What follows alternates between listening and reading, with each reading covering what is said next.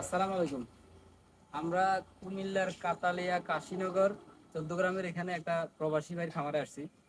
তো আলহামদুলিল্লাহ অনেক সুন্দর লাগলো। এটা ওনার খামার বাড়িতে এই যে আমরা এই আমাদের এক ভাই একজন সিএসসিপি উনি তো আলহামদুলিল্লাহ অনেক খুশি যে এটারে যে এত সুন্দর একটা বাগান করছে, এটা যদি আমরা সবাই করতে পারি অনেক দারুণ হবে।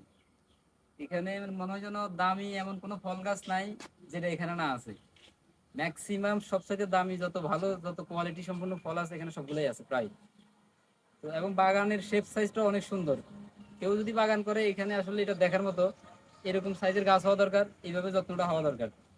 আমরা একটু বাগানটা ঘুরে দেখি, এখানে মনে হয় হাঁস মুরগি থেকে শুরু করে শৌখিন সবকিছু এখানে আছে।